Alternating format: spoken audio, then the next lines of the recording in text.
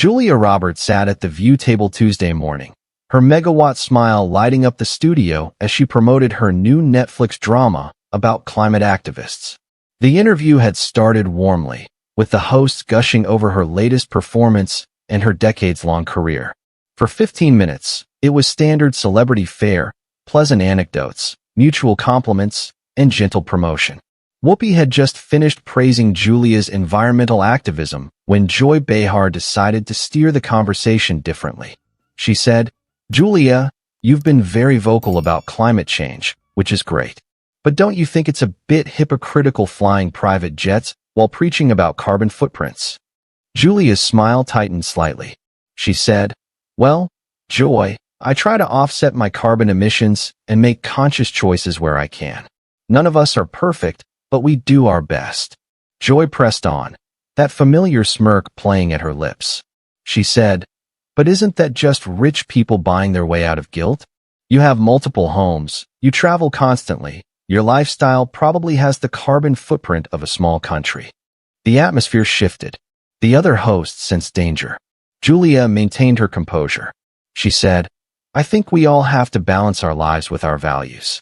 I use my platform to raise awareness and fund renewable energy projects." "Platform?" Joy interrupted with a laugh. "That's what celebrities always say. I use my platform. But what you really do is lecture regular people about their SUVs while you fly to Cannes." Sunny Hostin tried to intervene. She said, "Joy, I think Julia's activism has brought important attention." "Has it?" Joy continued, clearly enjoying herself. "Or has it just made rich liberals feel better about themselves? It's easy to be an activist when you're worth hundreds of millions." Julia's famous composure began cracking. She said, "Joy, I don't think you understand the work I actually do." "Oh, I understand," Joy shot back. "You make movies about saving the planet, then go home to your compound that uses more electricity than my entire neighborhood. That's not activism. That's performance art." Sarah Haynes weakly offered, "Maybe we should talk about the film." But Julia had straightened in her chair, her eyes flashing. She said, "You know what, Joy? You're right. I do have privileges. But at least I'm trying to use them for good. What do you use your platform for besides tearing people down?" The audience stirred. This wasn't the agreeable Julia Roberts they expected. Joy leaned forward, scenting blood. She said, "I use my platform for honesty. Something Hollywood could use more of. You all pretend to care about causes while living lives that contradict everything you preach." "Pretend." Julia's voice rose. "I've spent millions of my own money on environmental causes. I've lobbied Congress. I've changed my entire lifestyle. What have you done besides sit in this chair and judge everyone else?" Alyssa Farah Griffin attempted to mediate. She said, "I think both perspectives." "No." Julia cut her off. "There aren't two perspectives here. There's someone trying to help and someone trying to tear down anyone who tries. That's not perspective, that's just cruelty." Joy's voice turned nasty. She said, "Oh please, save the victim act. You're not some noble crusader. You're an actress who plays pretend for a living and thinks that makes your opinions matter more." Julia stood up abruptly. The audience gasped. She said, "You know what, Joy? You're absolutely right. I do play pretend for a living. But at least when I pretend, I'm creating something. When you pretend to be a journalist, you're just destroying." The table went silent. Even Whoopi looked shocked. Julia continued, her southern accent becoming more pronounced as her anger rose. "You sit here every single day, judging people you don't know, situations you don't understand, lives you couldn't begin to comprehend. And you call it a job." Joy stood too, defensive. She said, "I've been doing this for decades." "Decades of what?" Julia interrupted. "Decades of bitterness? Decades of tearing down anyone who dares to succeed? Decades of masking jealousy as journalism." She walked around the table, addressing the audience. "You want to know why I really care about the environment? Because I have children. Because I've seen glaciers disappear. Because I've watched forests burn. And yes, I have resources to help, so I do. That's not hypocrisy. That's responsibility. What you're witnessing is the moment when Hollywood royalty refuses to play nice with daytime TV bullies.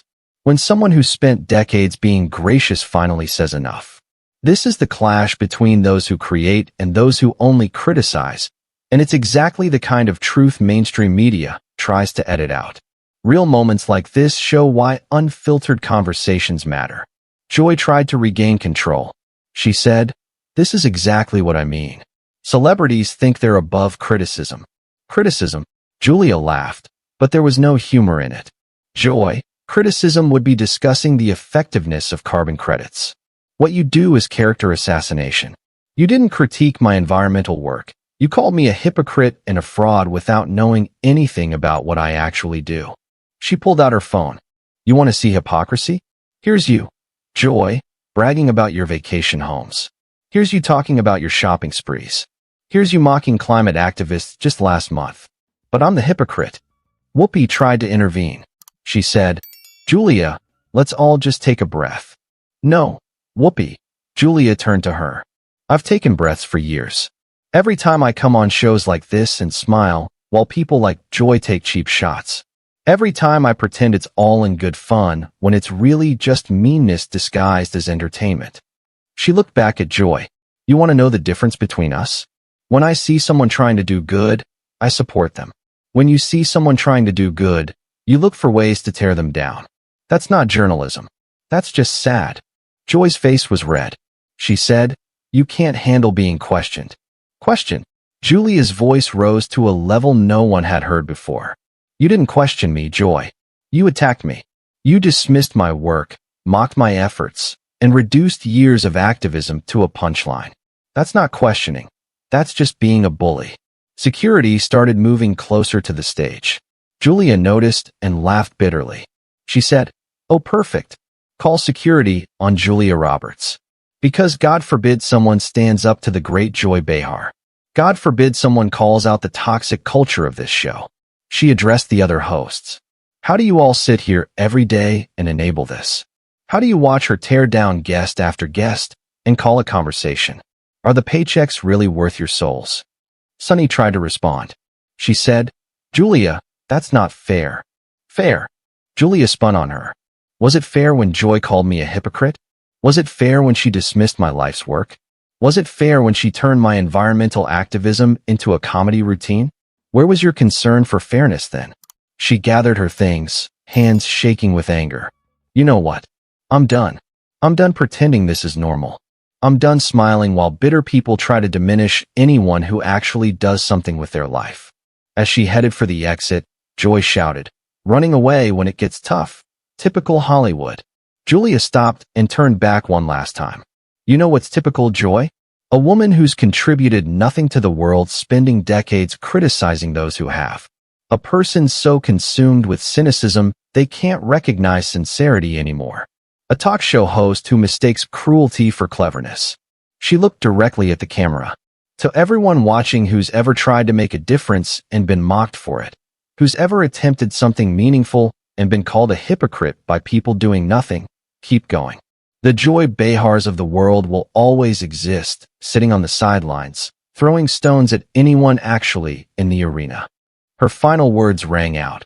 "I'd rather be an imperfect person trying to help than a perfect cynic helping no one. And if that makes me a Hollywood hypocrite in Joy's eyes, I'll wear that label with pride." She walked off to thunderous applause from half the audience. The show never recovered. They cut to commercial immediately, and when they returned, Joy was gone. The remaining hosts struggled through one segment before ending early. Within minutes, #Julia Roberts was right exploded across social media. The clip garnered 500 million views in 24 hours. Celebrities rallied to Julia's defense.